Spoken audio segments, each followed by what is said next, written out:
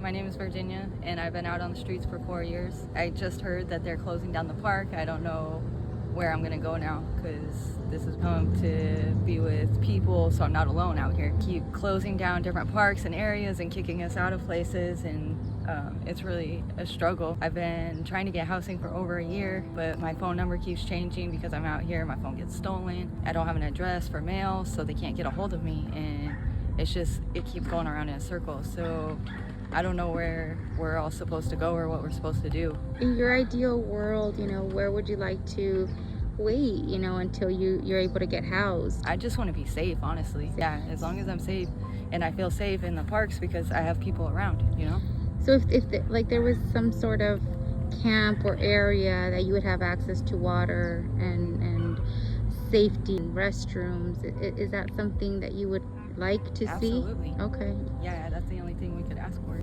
We're alone. Like, we can lean on each other. Not even stand by it, we fall. Do you live where do you live right now? Out here in the streets. You're judged because you're a dope fiend. You're judged because you're a drug addict. They don't realize a person who's a drug addict is just like an ordinary person. They deserve to be free. They deserve to have rights. They deserve not to be treated like a dope fiend. They can't help it if they need the drugs. Some people can't live without it. It's been proven time and time again, years and years, generations to generations. Melissa, let's say that there was a camp that was created where you can have access to water, to bathrooms, security. Would you live there? Of course I would, if I had my family with me. It'd be like, say, if we had like little knit groups of like our family communities, like we know who our family is, to say. We just have a little small community for our families in each group. But your goal is to get housed, right? Yes. To try to better someone else and try to get places for other people. Yeah. That's my passion, that's my dream. What's your name? Richard Machado. Richard, how long have you been living on the street? 20 years. And you're trying to get housing, is my understanding, right? Yes. So, in your ideal world, what would you like to see? What would you like to call home until you get permanent housing? Right here in this park. Okay, well, let's say that the parks are closed down for whatever reason. Oh, then I'm gonna have to leave on the street. Spending money, food, all of that. What would be another alternative? China. China? China, yeah. People to help us out. Yeah. That's what we need. A safe place, maybe. Safe place. What's more important to you? Having access to what? Like food, and water. Yeah. Okay. And Restroom. let's say that there was a temporary camp that was put out where you have access to all of the things and security, and people would just leave you alone. How would you? Was that something you would like to see? Sure. Okay. Yeah. My name is Dan Wilhelm. I live around 4th Avenue and 22nd Street, and I believe that there is a real crisis for affordable housing in our city right now. And I look at a lot of vacant lots around my neighborhood, as well as down in South Tucson and everything. And I'd like to see a lot of those lots being utilized for affordable housing if possible. I think it could be easily done. I would like to see a lot of these vacant lots have maybe a duplex, triplex type housing, and create, of course, affordable housing for a lot of folks that are in need of it. So that's mainly what I see in my neighborhood. I see a fair amount of homeless that are all like cruising around and everything, but they're just a lot of the folks that I've met are really great people. They're weird circumstances why they're on the street. Te voy a decir una de las cosas, mira, todos. Yo ando aquí, ¿sabes por qué? Porque yo tuve un accidente en 2007, ok.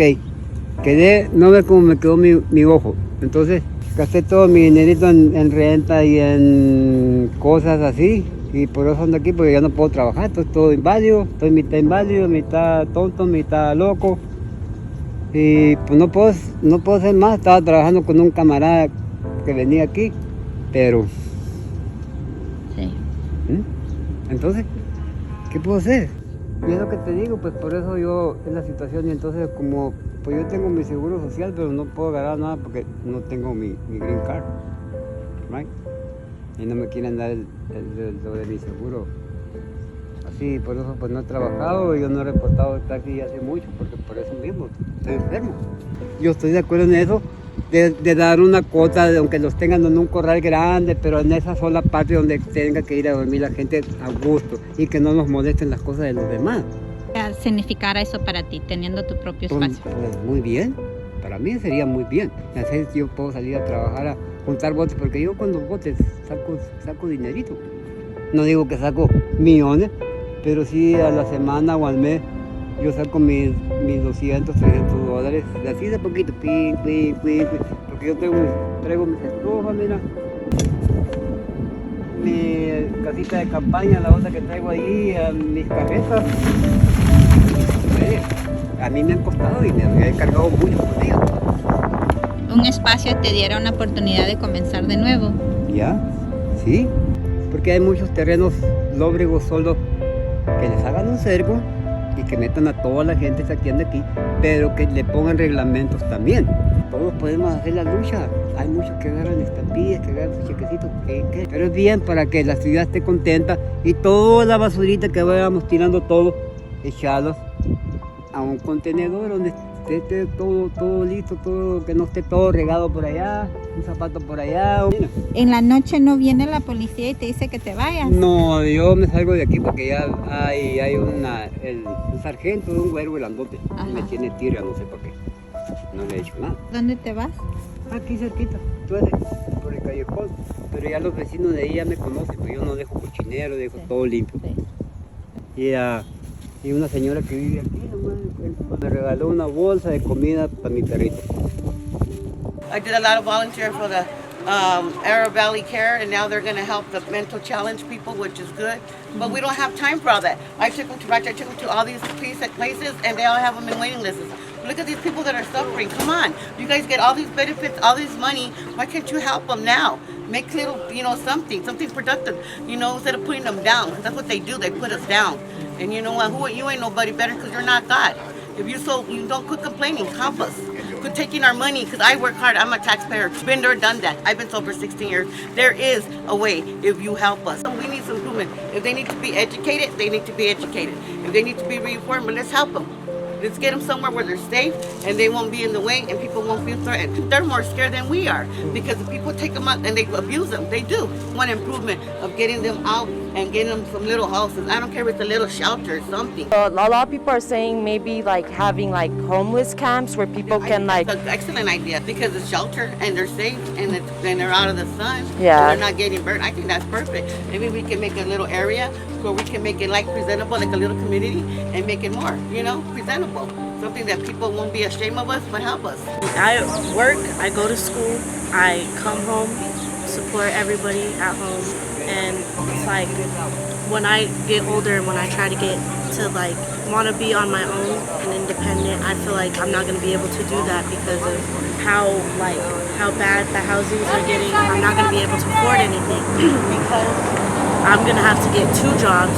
I'm not going to be able to go to school, get my education. I'm just a kid still. I'm just a teenager still. And we already have to worry about all this stuff. Really sad that we're kids and we should be like going to school and learning about stuff, not having to worry about stuff that adults and stuff should be worrying about. Or not even that. They shouldn't even be worrying about that. Homeless people, for a while, I thought that it was their fault. I thought, well, they're the ones that chose this life. I mean, they can always just go get a job. Like, why can't they just get off their feet? It's not that easy. Because I was at a point where we were almost homeless. So we had to stay with a friend. So I know it's not that easy.